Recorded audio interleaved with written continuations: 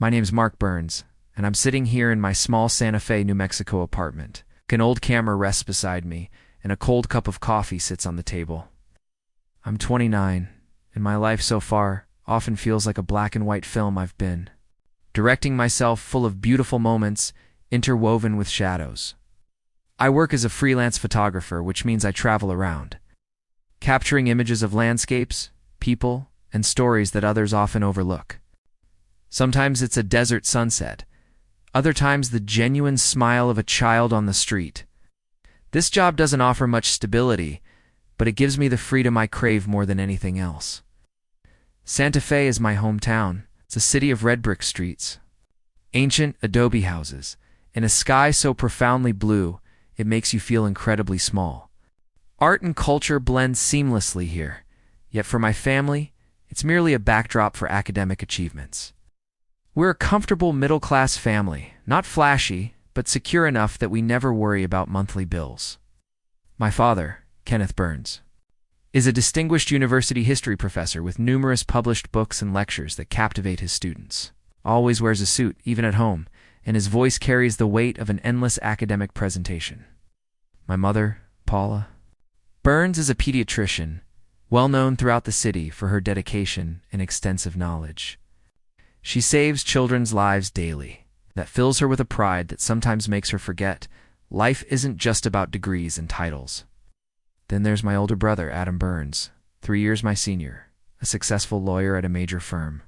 In Albuquerque, he's the family's golden child, always at the top of his class, graduated law school with honors, and now drives a sleek luxury car and wears expensive suits. Our extended family is much the same. Uncles who are engineers, aunts who are researchers, each with at least one PhD proudly displayed on their walls. They're proud, I'll admit.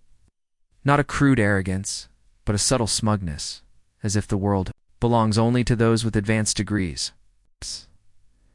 At holiday family gatherings, they boast about awards, scientific papers, and international conferences. I remember Christmas dinners where everyone toasted the Burns family's academic tradition. But I'm different. I've always been different. Even as a child, I wasn't the one buried in books. Instead, I ran around outside, drew on walls, and dreamt of adventures. In high school, I received my first camera, a gift from my grandfather, the only family member who truly understood my artistic side. He passed away when I was 16, leaving me with that enduring passion. I didn't pursue a prestigious university like my brother. Instead, I studied photography at a community college and immersed myself in the world of freelancing. I live freely, unburdened by degrees or titles. For me, life is about emotions, about fleeting moments you must capture before they vanish. I don't need a fixed office or a steady paycheck. I need the freedom to chase my passion. And for that, I'm looked down upon. They call me eccentric and outsider. Words that started as jokes but gradually became sharp blades. At family gatherings, I'm always overshadowed. I sit there listening to everyone discuss their accomplishments. It's my turn. They just smirk. Mark, what are you photographing now? A butterfly in the desert? My uncle would quip and the whole table would erupt in laughter. I'd try to share about my latest project, perhaps a photo series on the lives of the Navajo people, but they'd quickly redirect the conversation back to my mother's latest research or Adam's big case. I vividly recall my father's birthday party a few years ago. The house was packed with relatives. Red wine filled every glass, and the air buzzed with stories of success. My father stood up, raising his glass. I'm proud of our family, of the academic tradition we've upheld. Adam, my son, just won a major case. Paula, my wife, remains the finest doctor. And Mark, you're still taking photos, right? The room went silent for a second, then burst into laughter. Adam patted my shoulder, his smile laced with mockery. What's the future in freelancing, Mark? Living off luck? No stable career. You should rethink things. Go back and get a proper degree. My mother nodded, adding, Sweetheart, I'm worried about you. Life isn't about daydreaming. Look at your brother and learn. I stayed silent as always. I clenched my jaw, swallowed the pain, and focused on my work. But that pain festered, building up day by day, It's like an unhealed wound, bleeding a little every time I come home. I started avoiding family gatherings, making excuses about being busy with projects, but my parents still called, still reminded me, "Mark, you need stability. Don't disappoint the family." Disappoint? I wondered. Disappoint because I'm not like them, because I chose my own path. My freelance life isn't easy. Some months I earn enough to live comfortably, selling photos to magazines or exhibitions. But other times I'm scraping by, eating instant noodles and hoping for the next project. I remember once getting an offer to shoot for an environmental documentary. It was a big opportunity, and I excitedly told my family over the phone. At my father. Just grunted, "Freelancing, huh? A luck and chance. If you had a proper degree, things would be different." Those words cut like a knife, making me doubt myself. I drove out to the desert, shooting photos late into the night, trying to chase away the pain. But deep down, I knew it was growing, like a storm about to break. And that storm, it turned out, brought a new breeze. One named Natalie. Natalie! It was a fall morning, golden leaves drifting down onto the red dirt roads on the outskirts of Santa Fe. I'd landed a small project photographing and filming rural life in New Mexico's countryside, about a 2-hour drive from the city. It wasn't a grand job just for a local magazine celebrating the beauty of old farms. I thought, why not? At the very least, it was a chance to escape my stifling apartment and the endless calls from my family. I loaded my gear into my beat-up pickup truck camera, tripod, a few spare rolls of film, and hit the road, my heart a mix of excitement and exhaustion. The road to the countryside wound through fields of ripe corn with herds of cattle grazing lazily under the gentle sun. The air was fresh, a stark contrast to Santa Fe's hustle. I pulled over at a small farm where the owner, an old man named Hank, greeted me with a gap-toothed smile and a glass of homemade lemonade. "Shoot whatever you want, as long as it honors life out here," he said warmly. I wandered the farm, capturing photos of dawn over the fields, farmers plowing, and chickens running free. These were simple moments, but they made me feel more alive than ever. No pressure from degrees or titles, just me and the world through my lens. Then, on the afternoon of the second day, as I was filming by a small creek, I heard laughter echoing from a distance. It was a group of local young people having a picnic. Instinctively turned my camera toward them, not with any specific purpose, just following my gut, and that's when I saw her, Natalie. She was in a wheelchair, her long brown hair flowing in the breeze, her smile as radiant as the autumn sun. She was young, about 25, with sparkling green eyes and sun-kissed skin from a life spent outdoors. Despite being paralyzed from the waist down, she maneuvered her wheelchair with grace, joining her friends in a game of catch without hesitation. I stopped filming and just stood there watching, my heart racing in a strange way. There was something about her, her optimism shining through every gesture, that drew me in instantly. I hadn't planned to approach her, but Hank introduced us. "This is Natalie Jameson, Clifford's daughter from the farm across the creek. She's the joy of this whole village," he said, clapping me on the shoulder. Natalie turned to me, smiling. "Hey, photographer, filming us, huh? Hope you don't make us look bad." Her voice was soft, laced with humor, and I laughed genuinely for the first time in weeks. We exchanged a few words about the weather, the fields, and then the conversation deepened. She spoke about life in the countryside, growing up in a farming family, helping her parents pick corn as a child, and how, despite a car accident 3 years ago that left her paralyzed, she never stopped dreaming. "Life's like these fields," she said, gesturing around her. "Sometimes it's dry, but the rain always comes. I still believe that." I was captivated by her spirit. It wasn't just her looks, though she was naturally beautiful, but her inner strength. Natalie's optimism was infectious. Her warmth touched everyone around her. Her resilience made me question why I ever complained about my freelance life. We talked for hours, losing track of time. I shared stories about my work, my travels, and she listened, her eyes lighting up. "That sounds amazing. I've always dreamed of wandering like you, but now this wheelchair is my ride." I felt a pang of sadness, but she brushed it off with a laugh. "Don't worry, I'm used to it. It's made me stronger." The next day, I returned to her family's farm to take more photos. Natalie's family lived simply. Her father, Clifford Jameson, was a tall, weathered farmer, tanned by the sun and wind. Her mother, Marilyn Jameson, was a gentle woman who baked homemade bread. They welcomed me like family, inviting me for lunch with fresh garden salad and grilled meat. Natalie wheeled herself out to the yard, pointing out the best spots to shoot. We sat under an ancient oak tree, sharing stories. I opened up about my family, their arrogance, and the pain of being looked down upon. She took my hand. You're different, and that's wonderful. Don't let them make you doubt yourself. Her words were like a cool stream, soothing the storm inside me. From then on, we saw each other more often. The project lasted a week, but I found excuses to stay longer. We went for walks. I pushed her wheelchair along the dirt paths and talked about our dreams. Natalie wanted to become a teacher to educate rural kids about art, even though her legs limited her mobility. I'll find a way, she said, her voice resolute. I was completely drawn to her. It wasn't love at first sight. It grew slowly, like roots sinking deep into the earth. In her, I found the sincerity my family lacked.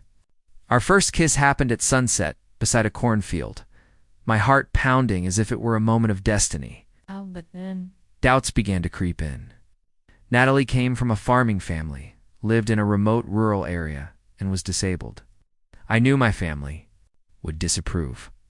One evening, as we sat by a campfire, she whispered, "Mark, are you sure? Your family? They'll judge you because of me, a girl in a wheelchair from a farming family. I don't want you to suffer." I held her tighter, a surge of determination rising within me. "You're everything to me. I love you for who you are, not your background, or anything else. No matter what my family thinks, I choose you." Those words brought tears to her eyes, and we held each other under a starry sky, filled with hope and apprehension. I remember that night back at my hotel, lying awake. My heart raced, thinking about the future. Would my family accept her? They mock me again? But deep down, I knew this was my first true love. Natalie made me feel seen, loved unconditionally. We kept meeting, talking on the phone every night. She sent me photos of flowers she grew. I sent her pictures from my travels.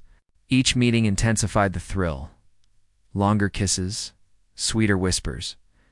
Once I took her on a private picnic. I pushed her wheelchair through a field, stopping by a small lake. We ate homemade sandwiches, laughing together. Suddenly rain fell, and we took shelter under a tree. "This is a perfect moment," she said, resting her head on my shoulder. I felt overwhelming happiness, but the fear of my family's judgment lingered. "I'm scared they'll change you," she admitted. I shook my head. "Never. I've been waiting for you my whole life." The project ended, but our love was just beginning.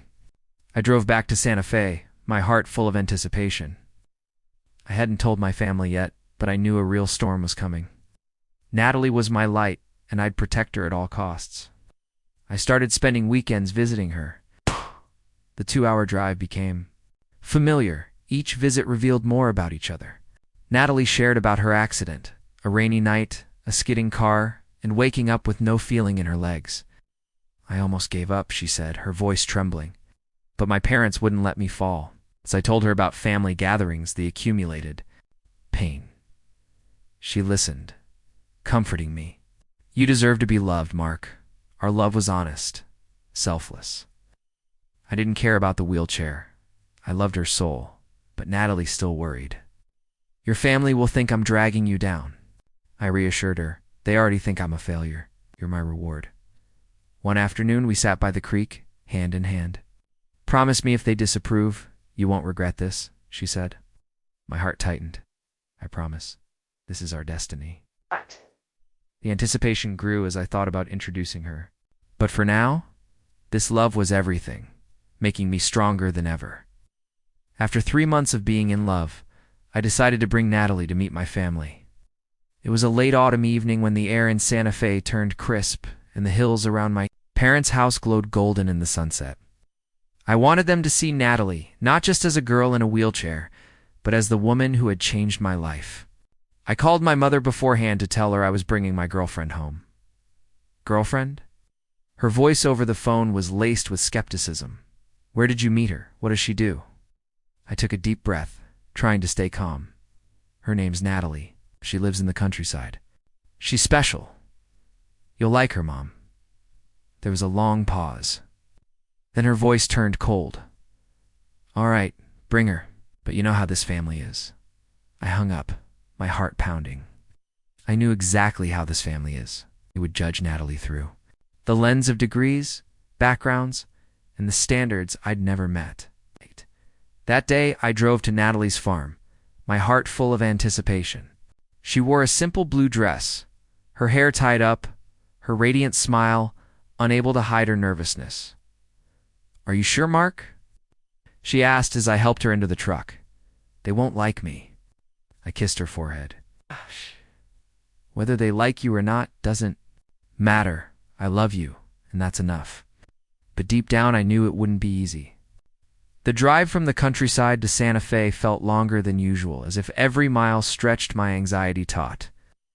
Natalie held my hand the whole way, softly singing a folk song to ease the tension. But I could feel it.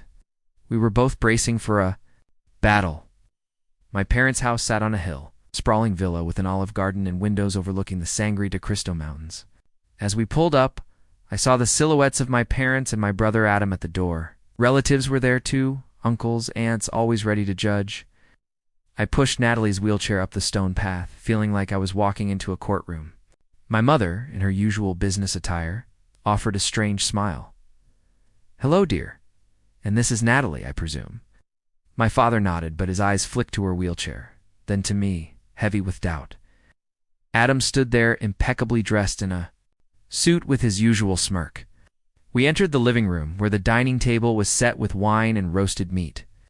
Relatives filled the seats, their chatter lively, but the atmosphere shifted when Natalie was wheeled in. I introduced her. This is Natalie Jameson, my girlfriend. A few curious glances, a few forced smiles. Then my uncle, a renowned engineer, spoke up. Hello, Natalie. What do you do out there in the countryside? His tone carried a hint of mockery, as if the countryside was a place unworthy of mention. Natalie smiled, responding gently. I help my parents run the farm and I'm studying. To become a teacher? She spoke with confidence, but I noticed her hands gripping the armrests of her wheelchair. Dinner began, and it quickly turned into a nightmare. My mother asked, What do your parents do, Natalie? I mean, besides farming? The question was a dagger, implying that farming was somehow inferior. Natalie answered, her voice steady. My parents grow corn and raise livestock. And I'm proud of them. I looked at her, filled with admiration, but my mother only nodded, her lips pursed. Then Adam chimed in, his tone dripping with sarcasm. A broke freelancer and a girl in a wheelchair. Quite the perfect match, huh, Mark? The table erupted in laughter, as if it were the joke of the year. I felt the blood rush to my face, my heart pounding. 8. Natalie lowered her head, but she still held my hand under the table, as if to say, don't do anything. I tried to hold back, but things only got worse. My father, in his professorial tone, said, Mark, you bring this girl here. Are you trying to drag the whole family into the mud? Freelancer with no career? And now this? He gestured toward Natalie's wheelchair as if she were a defective object. Yes. I saw tears well up in Natalie's eyes, but she kept her strained smile. I wanted to scream, to slam the table, but I just gripped her hand tighter, trying to stay calm. Then my aunt, a researcher, added, Mark, you need to think about your future. This girl from a farming family, disabled. You deserve better. Your inch. Word was a knife, cutting deep into both me and Natalie. What hurt the most was Derek, my best friend, who was there that night. I had invited him, hoping for an ally. But Derek just sat there laughing along with the others, then spoke up. It's Mark. Listen to me. You should find someone else. She's not right for you. His words hit me like a punch to the chest. Derek, my friend since high school, who knew how much I'd suffered with my family, was now siding with them. I stared at him, my eyes full of disappointment, but he just shrugged. As if I were a fool for loving Natalie, I couldn't take it anymore. Every snide remark, every condescending glance, Every fake smile poured fuel on the fire inside me. I shot to my feet, my chair crashing backward. "Enough," I shouted, my voice echoing through the room. For the first time, I saw my parents look at me with shock. "Who do you think you are? What gives you the right to judge Natalie? She's better than all of you combined. She loves me, believes in me, something none of you have ever done." Natalie grabbed my hand, whispering, "Mark, don't." But I couldn't stop. "I'm going to marry her no matter what you think. You don't deserve her, and you don't deserve me."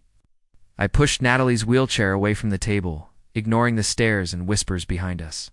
When we reached the car, Natalie was crying, not loudly, but silent tears streaming down her cheeks. "I'm sorry, Mark," she whispered. "I didn't want you to fight with your family." I knelt in front of her, holding her tightly. "No, don't apologize. They're wrong, not you. I love you, and I won't let them hurt you again." But inside, I was in agony. The pain of being scorned by my family, betrayed by my best friend, was suffocating. I drove Natalie home in silence, holding her hand tightly, the whole way.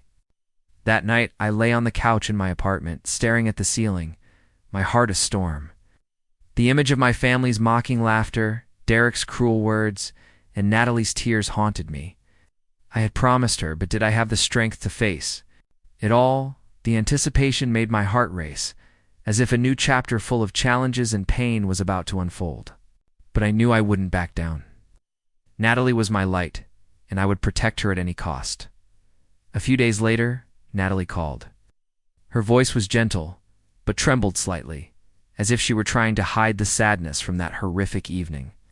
"Mark, are you free this weekend?" she asked. "My family's throwing a harvest celebration at the farm. They want to invite you." I hesitated. After what happened with my family, I wasn't sure I was ready to face another crowd.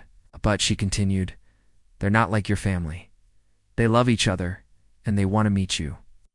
Her words were like a cool stream, soothing the wound in my heart. "I'll come," I replied, my voice steadier than I felt. My heart raced not just from anxiety, but from a spark of hope. Maybe I'd find something different there. The road to Natalie's farm was no longer unfamiliar. I'd driven through those golden cornfields and shimmering creeks dozens of times, but this time it carried a different meaning. I wasn't just going to see Natalie. I was stepping into her world, where she believed I'd be welcomed. As my truck pulled up to the Jamesons' simple wooden house, I saw smoke rising from an outdoor grill and heard folk music echoing through the air.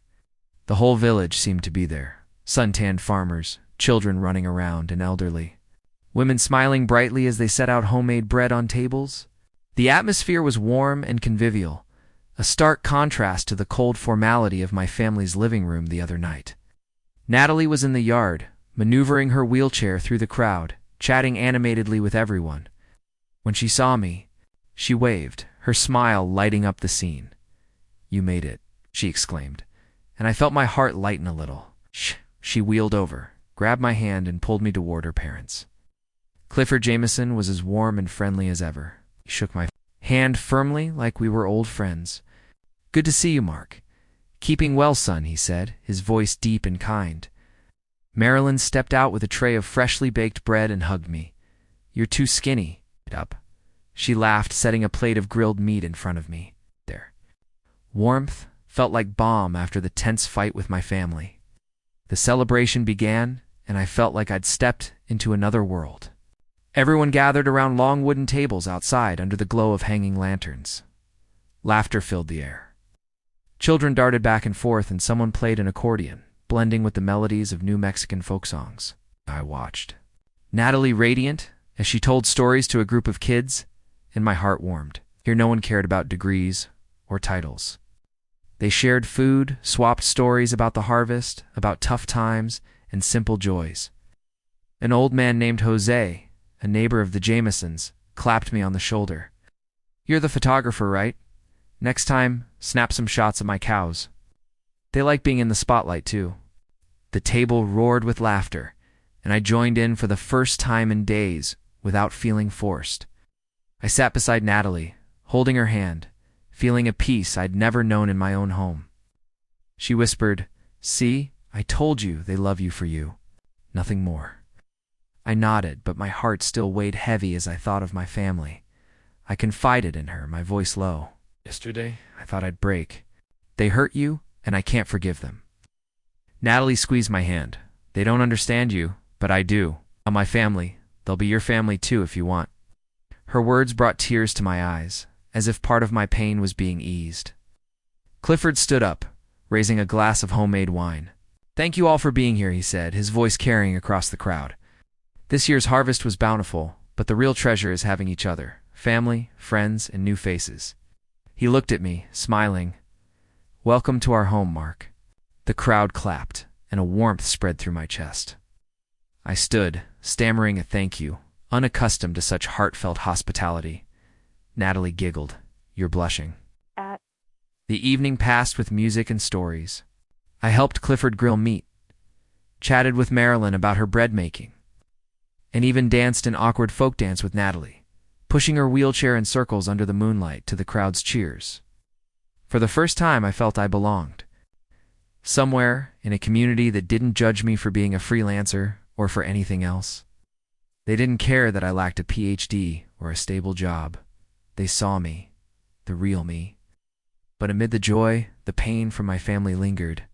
As the party wound down, Natalie and I sat under the oak tree, gazing at the stars.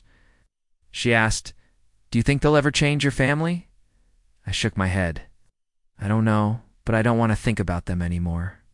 Today, I saw what a real family is like. She hugged me, and my heart raced with both happiness and anticipation. I knew our love would face many challenges, but here among these simple people, I found the strength to keep going. That night, I slept at the farm. On a small bed in the living room, the sound of wind rustling.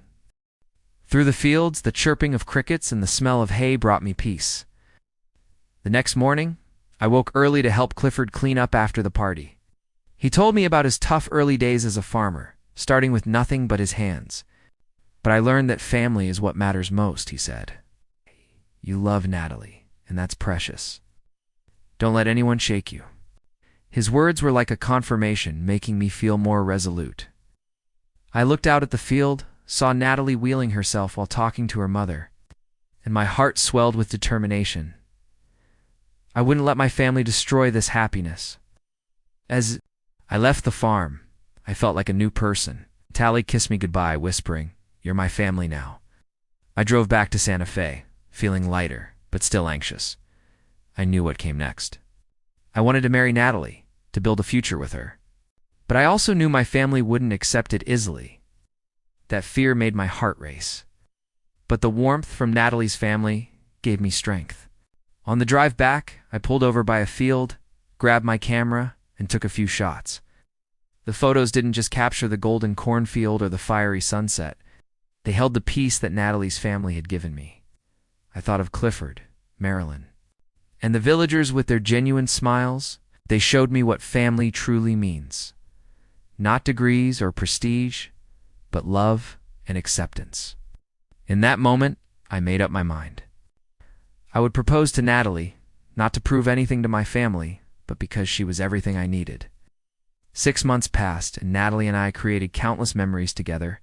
Evenings by the creek, moonlit picnics, and heartfelt handwritten letters we exchanged. I was still freelancing, still wandering with my camera. But now every photo carried a piece of Natalie, her eyes, her smile, or simply the warmth I felt thinking of her. I saved every penny from my projects, secretly buying a simple silver ring. It wasn't expensive, but I had it engraved with the words, "My destiny." I wanted her to know that to me, she was the entire world. I chose a spring afternoon to propose, right in the cornfield where we first met. I pushed Natalie's wheelchair into the field where a gentle breeze blew and sunlight sparkled. I knelt down, my heart pounding, holding the ring with trembling. "Hands, Natalie," I said, my voice catching. "You've given me a family, a reason to live true to myself. I can't promise you the world, but I promise to spend my life loving and protecting you. Will you marry me?" Her eyes welled up, and she nodded, "Yes, Mark, I will." We hugged, laughing and crying in the middle of the field, as if the universe itself was celebrating. From that day, we began planning the wedding. Natalie wanted a simple, unpretentious ceremony at the small church in her village. Oh, yes, just family. And friends, that's enough, she said. Agreed. But my heart grew heavy, thinking about inviting my family. I knew they wouldn't accept it easily, but I still wanted to give them a chance. I wrote invitations, carefully choosing each word, and sent them to my parents, relatives, Adam, and even Derek. I hoped, even if just a faint glimmer, that they'd come, that they'd see my happiness and change their minds. But my family's response was as cold as I'd expected.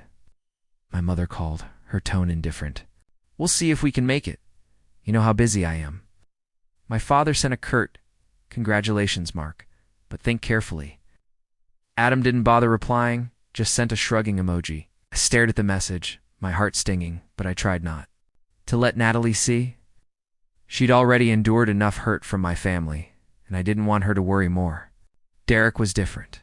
He called, his cheerfulness forced.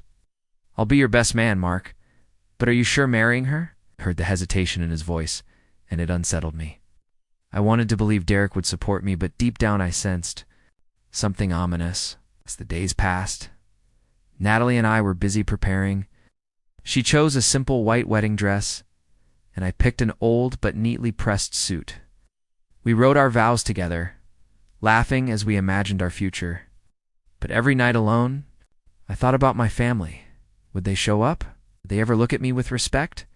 The anticipation kept me awake, my heart racing like before a battle. I wrote in my journal, "They may not come, but Natalie is everything. I won't let them ruin this day." As the wedding day approached, I drove to the farm to meet Natalie's family. They welcomed me like a son, helping us decorate the church.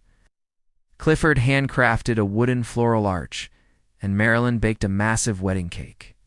The whole village pitched in, bringing food, lanterns, and smiles. I felt love all around me, but the worry about my family lingered. Natalie noticed and took my hand. "Whether they come or not, you have me and my family." I nodded, but my heart remained heavy. I wanted to believe they'd change, that they'd come and see I'd found true happiness. The night before the wedding, I sat in my apartment thinking about the stack of invitations I'd sent. Not a single confirmation from my family. Derek texted, "I'll try to make it tomorrow. Super busy, but I'll figure it out."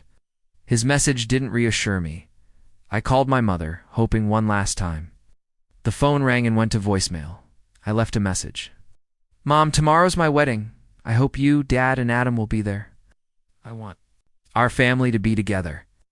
But as I hung up, I knew that hope was fragile. I looked at Natalie's photo on my desk, my heart racing. I had a bad feeling, but I told myself, Natalie is enough. The wedding day arrived, and the early autumn sunlight streamed through the stained glass windows of the small village church, casting colorful patterns on the wooden floor. I stood before a mirror in a small room behind the church, adjusting my black tie, feeling my heart pound in my chest. My old suit wasn't expensive, but Natalie had said she loved how I looked simple. I smiled at the memory of her words, but the smile faded as I glanced out the window where the seats reserved for my family remained empty. I checked my phone again. No messages, no calls. Part of me still clung to hope, but the rest was bracing for pain.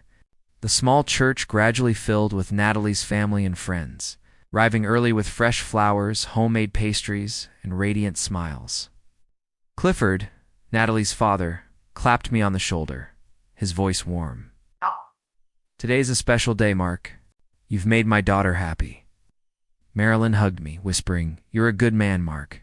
We're proud to have you." Their words brought tears to my eyes, but I only nodded, not wanting them to see the worry gnawing at me. I glanced at the groom's side of the seating. Still no one. I told myself they might arrive late. Maybe they were just busy. The music began, a gentle piano piece Natalie had chosen. I stood at the altar, hands clasped tightly, trying to stay calm. The church doors opened, and everyone turned to look. I held my breath, hoping to see my parents, Adam, or at least Derek. But no, It was only the villagers. Natalie's friends, and sunlight pouring in from outside. Ow. My heart sank. But I forced a smile. Just Natalie, I whispered to myself like a mantra. Then the moment came. Natalie appeared at the end of the aisle in her wheelchair, her simple white wedding dress hugging her frame, her brown hair flowing loosely, and her smile as bright as the sun. Clifford pushed her wheelchair, and the entire church stood, clapping. Softly, my chest felt like it might burst with joy for her, for our love, but with pain because the groom's side remained empty. I stole one last glance, hoping for a miracle. But there was no one. No father, no mother, no Adam. Not even Derek. The ceremony began, and the pastor, a kind, elderly man from the village, delivered a heartfelt blessing. I held Natalie's hand, feeling her warmth, and tried to push aside the pain. We exchanged vows, words I'd written from my heart. Natalie, you are the light that guides me, the family I've chosen. I promise to love and protect you, even if the world turns its back. She looked at me, her eyes glistening. Mark, you've given me the strength to believe in love. I promise to stand by you forever. We exchanged rings, and when I kissed her, the church erupted in applause. In that moment, I thought I could forget everything. My family, Derek, all of it. It was just me and Natalie. But as the reception began in the church's backyard, the pain returned like a wave. I checked my phone, calling my mother, then my father, then Adam. No one answered. I stood alone in a corner of the yard, watching everyone laugh, eat, and dance. Natalie was busy chatting with friends, but she glanced at me, her eyes worried. I forced a smile, not wanting her to worry. Then my phone buzzed. A video call from Adam. I answered, my heart racing, hoping for a belated congratulations. But what I saw made my heart stop. Through the screen, I saw my entire family, my parents, aunts, uncles, relatives, gathered in the dining room of my parents' Santa Fe house. The table was laden with food, wine, and their laughter echoed. Adam raised a glass, grinning. Hey Mark, congrats from afar. We're celebrating here, but we figured there was no need to show up. A village wedding with that kind of bride. Awkward. The table burst into laughter, as if it were a brilliant joke. I saw my mother nod. My father shrugged, and then, what froze me? Derek was there, sitting next to Adam, laughing along as if he'd never promised to be my best man. My blood rushed to my face, my hands trembling so much I nearly dropped the phone. You, I stammered, my voice choking. You think this is a joke? It's my wedding day. Adam smirked. Come on, Mark. You chose this path. We're just respecting it. This wedding, it's not for our family. You get it? Derek chimed in. Mark, I told you to rethink it, but hey, have fun. The table laughed again, and I heard someone say, a freelancer marrying a girl in a wheelchair? What a comedy. I hung up, feeling like the world had collapsed. The pain of being abandoned by my family, betrayed by my best friend, stabbed through my heart like a knife. I stood there in the reception yard, hearing the music and laughter, but feeling like I was sinking into a black hole. I wanted to scream, to drive to Santa Fe and confront them, but my feet felt rooted to the ground. The laughter from the crowd mingled with the accordion's notes, but to me it felt like echoes from a distant world. I looked down at my hands, still clutching the phone as if it were the final proof of the betrayal I'd just witnessed. My family, my father, mother, Adam, and even Derek, had chosen to turn their backs, to mock the most important day of my life. My chest felt crushed, each breath a struggle. Natalie was somewhere in the crowd, but I couldn't bring myself to look at her. I was afraid she'd see me. A failure. A man not even acknowledged by his own family. I stumbled toward the small altar.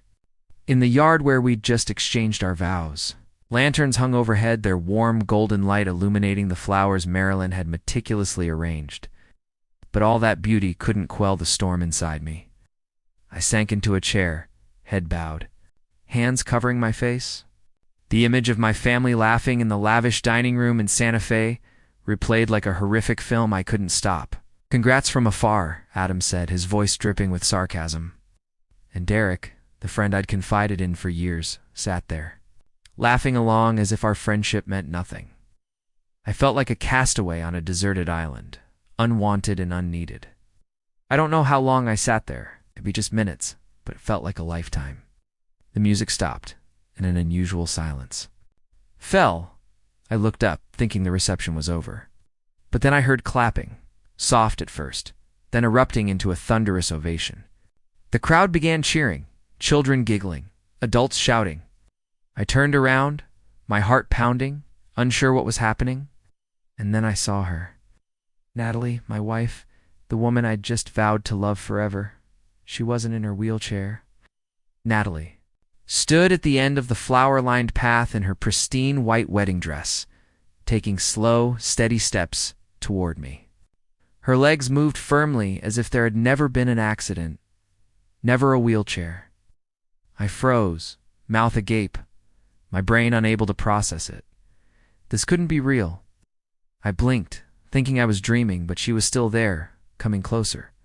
Her radiant smile lighting up her face, her green eyes sparkling. The entire yard cheered as if they'd known this moment was coming, as if it were a secret I alone hadn't been told. Clifford's voice boomed, "Go, my girl, make us proud!" Marilyn wiped tears, beaming, but I just stood there, frozen, unable to believe my eyes. Natalie reached me, took my hands, and I felt her warmth so real it made me tremble. "Mark," she whispered, her voice gentle but strong. "No more sorrow. Everything comes at a price." I looked into her eyes, searching for words, but could only stammer, "Natalie, how are you?" She smiled, pulling me to a nearby chair, and the crowd fell silent, waiting for the story she was about to tell. She began, her voice soft but clear, as if she'd prepared for this moment for a long time. "Mark, I'm sorry for keeping this from you, but I needed to be sure. My father needed to be sure." She glanced at Clifford, who stood nearby, nodding encouragingly. "My father isn't just a farmer. He's Clifford Jameson, a millionaire agricultural tycoon who owns hundreds of acres in a farming empire in New Mexico. But he chooses to live simply, close to the people, because he came from nothing and was once looked down upon." My heart pounded harder, as if the world had turned upside down. Clifford, the tall, weathered farmer with calloused hands, a millionaire. I looked at him, seeing his proud smile. Natalie continued, "A few months ago, I successfully regained the use of my legs. Doctors in Albuquerque helped me walk again, but my father asked me to stay in the wheelchair when I was with you. Not to deceive you, but because he wanted to. Test your heart. He needed to know you loved me for who I am, not for money or anything else." I listened, dazed, as if lost in a fog. Natalie stood, gripping my hands tighter. "You passed the test, Mark. You loved me when I was in a wheelchair, when I was just a farmer's daughter from a poor family.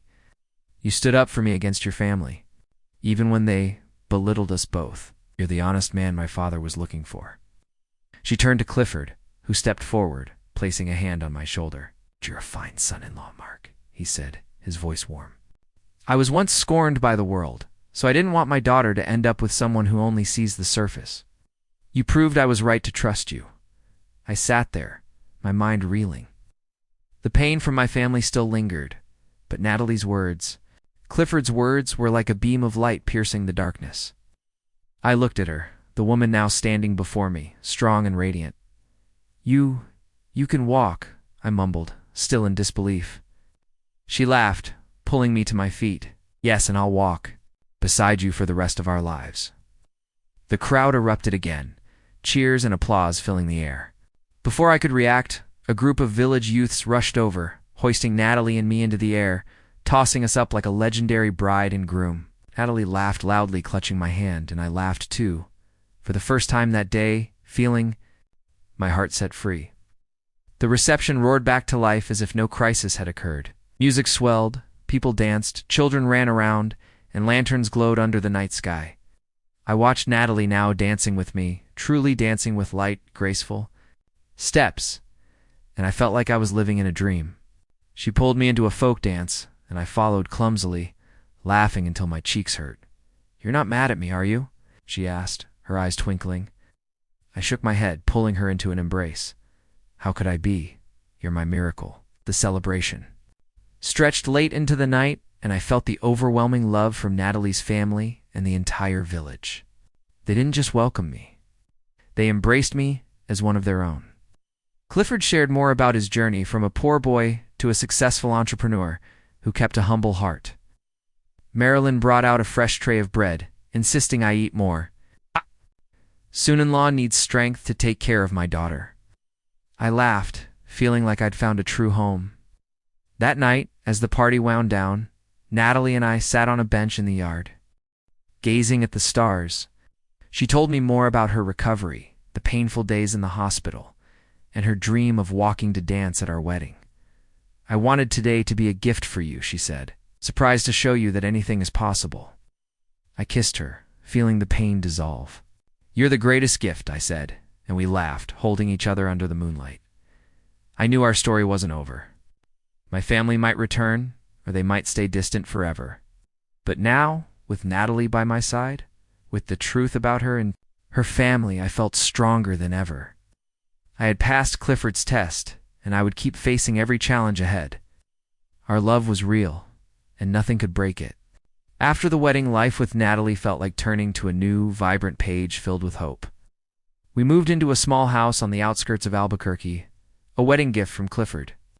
It wasn't a lavish mansion, but it was cozy, with a garden, full of flowers and a corner for my camera equipment. Natalie began teaching at a local elementary school, inspiring children with stories of art and resilience.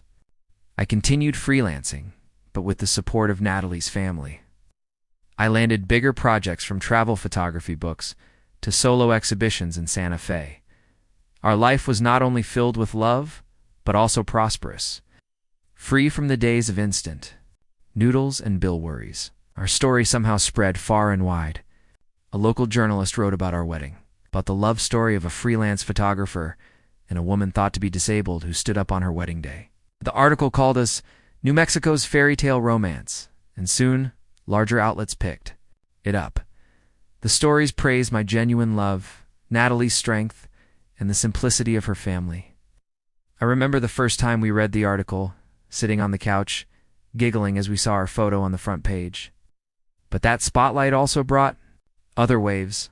Story of my family, how they turned their backs on my wedding day, their cruel mockery somehow leaked out.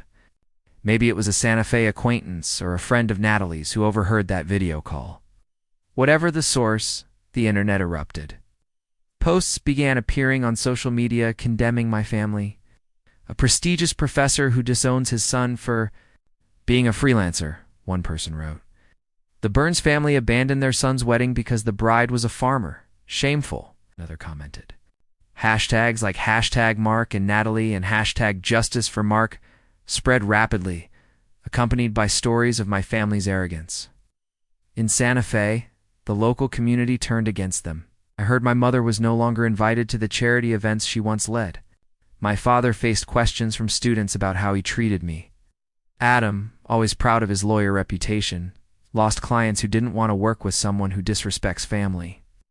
Even Derek, my former best friend, wasn't spared. A post detailed how he sided with my family and his company started receiving negative reviews. I didn't know exactly who was behind those posts, but I suspected it was the natural outrage of those who heard the story. People who saw the injustice in how I was treated. At first, I didn't pay much attention. I was busy living my new life. With Natalie, busy photographing, busy loving her. But one afternoon, as I edited photos in my study, my phone buzzed. It was my mother. I hesitated, my heart racing, but answered. Mark, her voice trembled, no longer cold. Are you okay? Oui? Need to talk. I stayed silent, waiting. She continued. People are talking about the family online. They're attacking us and your brother. I can't take it anymore. Can you say something to make them stop? I felt blood rush to my face, not from anger, but from the rekindled pain. Mom, I said, my voice calm but firm. When I needed my family, you, Dad, and Adam chose to abandon me. You mocked me, mocked Natalie on my wedding day. Now you want me to save the family's reputation? She choked up, and I heard soft sobs through the phone. Mark, I'm sorry. I didn't know it would come to this, but I shook my head, though she couldn't see. There's nothing left to say, Mom. You chose your path. Now deal with the consequences. I hung up, my hands trembling.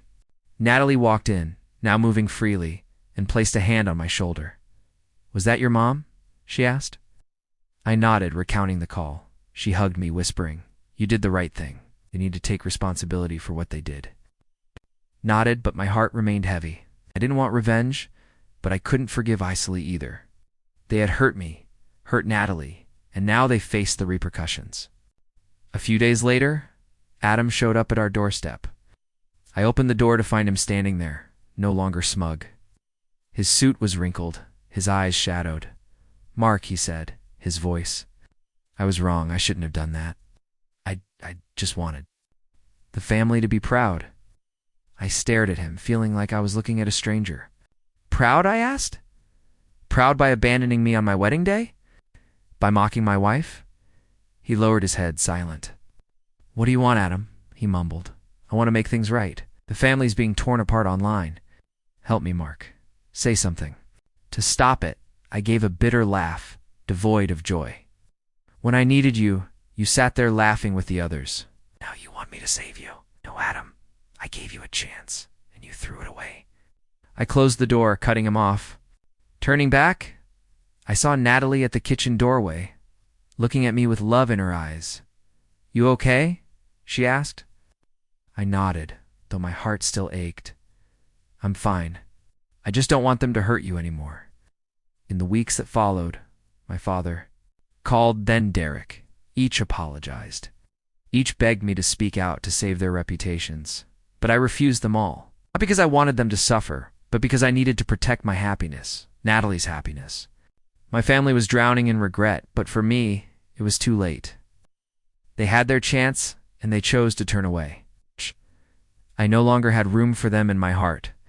Meanwhile, life with Natalie grew brighter. We traveled together, and I photographed her among fields of flowers and on California beaches. She laughed, danced, and I realized this was true happiness, not fame or wealth, but the feeling of being wholly loved. The press still wrote about us occasionally, and each time I saw the headline fairy tale romance, I smiled. Natalie teased. You see, we're famous, I replied. Famous or not, you're all I need. One evening, as we sat in the garden watching the stars, Natalie took my hand. Do you regret it, cutting off your family? I shook my head. No, they chose their path, and I chose you. It's the best decision I've ever made. She smiled, resting her head on my shoulder, and I felt my heart overflow. My family might remain distant forever, but I had found my true family, Natalie. Clifford, Marilyn, and the village that welcomed me as their own. I knew somewhere in Santa Fe, my parents and Adam were grappling with the criticism. Derek was likely scrambling to salvage his reputation, but to me, they were now just a faint shadow in my memory. I didn't need them anymore. I had Natalie, love, and a life worth living. That night, I sat writing in my journal. I wrote about Natalie's smile, how she danced in the kitchen despite once being unable to walk. I wrote about my new family, Clifford, Marilyn, and the village that embraced me as a son. I wrote about my old family, now just a dim echo in my past. Some doors once closed, never reopen. I wrote, I found my true family, and I'll never let it go.